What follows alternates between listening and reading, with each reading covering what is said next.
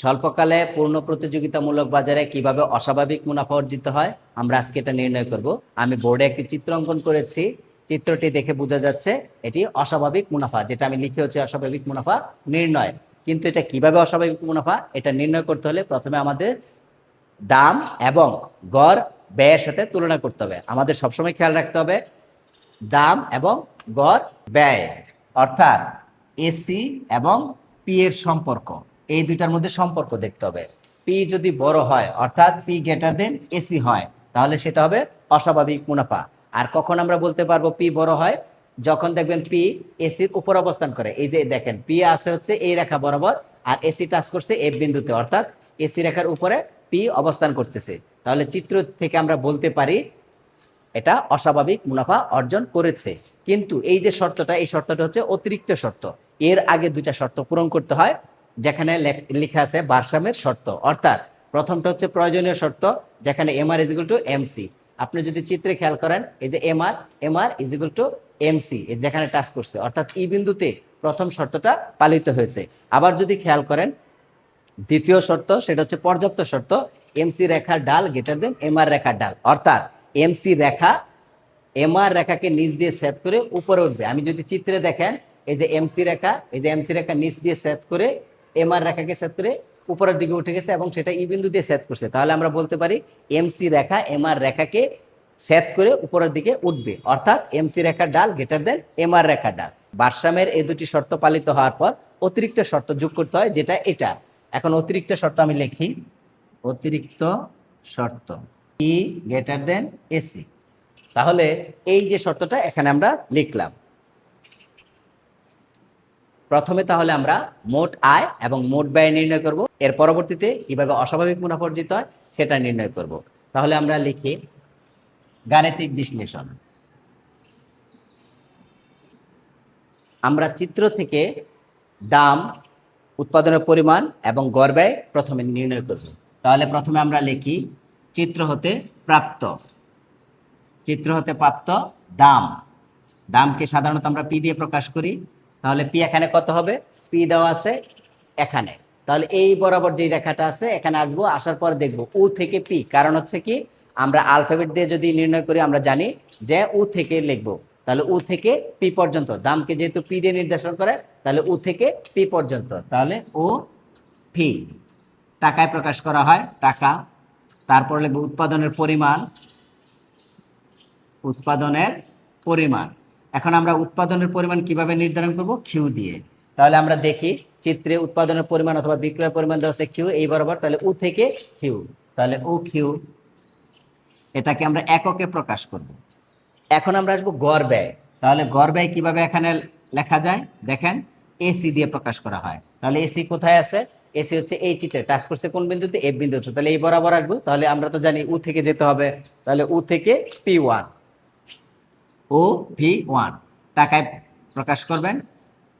এখন আমরা লিখব যে মোট, আমরা তো জানি মুনাফার পরিমাণ নির্ণয় করতে মোট আয় এবং মোট ব্যয় দরকার। তাহলে আমরা লিখবো এখন মোট আয়, মোট আয়। এর আগে আপনি যেহেতু সূত্র প্রয়োগ করছেন তাহলে আমরা লিখে দিই আমরা জানি,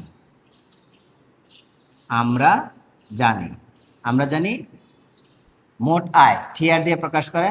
টিআর কিভাবে বের করে? P into Q. অর্থাৎ দাম এবং উৎপাদনের পরিমাণকে যদি আপনি গুণ করেন তাহলে মোট আয় পেয়ে যাবে। তাহলে এখানে দাম কত ছিল? ফি, ফি হচ্ছে ও ফি, ও ফি ইন্টু কিউ উৎপাদনের পরিমাণ ও কিউ, ও কিউ। এখন এই যে বাম পাশে যেটা আছে সেটা আমরা রেখে দিব, ইন্টু এই পাশে যেটা আছে কিউ লিখবো, ও লিখবো না। এখন একটা সংখ্যা এখানে বসাতে হবে, সেটা কোনটা? এই যে উ পি বরাবর যাব, তাহলে উ থেকে পি বরাবর গেলে এখানে যে কিউ আছে এই কিউর উপরে কে আছে দেখেন, ও ও থেকে পিতে গেলে এই যে কিউ বরাবর আছে ই, তাহলে ই বিন্দুটা এখানে লিখবো।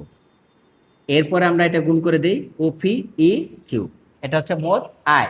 এখন আমরা নির্ণয় করি মোট ব্যয়, মোট ব্যয়। তাহলে মোট ব্যয় হচ্ছে টি সি, টি সি সমান সূত্র হচ্ছে এসি ইন্টু কিউ। অর্থাৎ যদি আপনি উৎপাদনের পরিমাণ এবং গড় ব্যয় গুণ করেন তাহলে আপনি এখানে মোট ব্যয় পেয়ে যাবেন। তাহলে এখানে এসির মান কত দেওয়া আছে দেখেন, ও ফি ওয়ান, ও ফি ওয়ান ইন্টু কিউর মান দেওয়া আছে ও কিউ। তাহলে আমি লিখবো এখন ও ফি ওয়ান দাম যেটা আছে সেটা আমি এভাবেই রেখে দেবো। এখন এখানে কিউ লিখবো, কিউ লেখার পরে ওটা লিখবো না, এখন আমি এখানে কি লিখবো, তাহলে ওপি ওয়ান, তাহলে আমি যাই চিত্রে ওপি ওয়ান, তাহলে আমি কি দেখলাম কিউর উপরে আছে এফ, তাহলে ওপি ওয়ান পর্যন্ত দেওয়া আছে এফ, তাহলে এফ বিন্দুটা লিখবো। তাহলে আমরা বুঝতে পারলাম এটাকে যদি এখন গুণ করি আমরা এখানে লিখতে পারি ওপি ওয়ান এফ কিউ, অর্থাৎ আমরা চিত্রের সাপেক্ষে এখানে মোট আয় এবং মোট ব্যয় নির্ণয় করতে পারি। এখন যদি আমরা মুনাফা নির্ণয় করতে যাই তাহলে মুনাফার সূত্র হচ্ছে অতএব মুনাফার পরিমাণ, তাহলে মুনাফার পরিমাণকে কি দিয়ে প্রকাশ করে, আমরা এখানে একটু মার্জিন করে দিলাম, মুনাফার পরিমাণকে প্রকাশ করে পাই দিয়ে, pi is equal to T R minus T C. তাহলে টি আর এর মান কত, আপনি দেখেন টি আর হচ্ছে O P E Q, O P E Q minus T সির মান কত, O P one F Q, O P one F Q.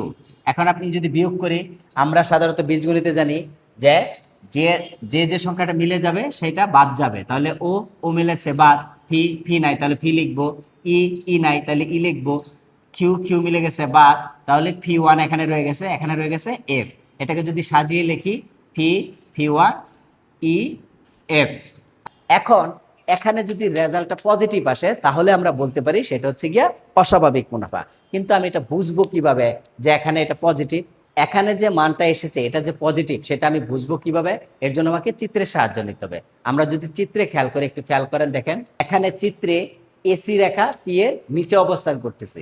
আমরা তো বরাবরই বলেছি যদি গড় ব্যয় অর্থাৎ এসি পি দামের নিচে থাকে তাহলে সেটা হবে কি অস্বাভাবিক, তাহলে চিত্রে এই যে এসি রেখা যদি নিচে থাকে তাহলে সেটা হচ্ছে পজিটিভ, অতিরিক্ত লাভ হয়েছে, এই জন্য আমরা বুঝতে পারবো যে এটা পজিটিভ। তাহলে এখানে খেয়াল করে দেখেন যে মুনাফার পরিমাণ যেহেতু রেজাল্ট আসে তাহলে এটা আমরা পজিটিভ বলতে পারি, তার মানে এটা অস্বাভাবিক মুনাফা নির্দেশ করে। তাহলে আমরা লিখতে পারি এখানে অতএব নির্ণয় মুনাফার পরিমাণ, অতএব নির্ণয় মুনাফার পরিমাণ, নির্ণয় মুনাফার পরিমাণ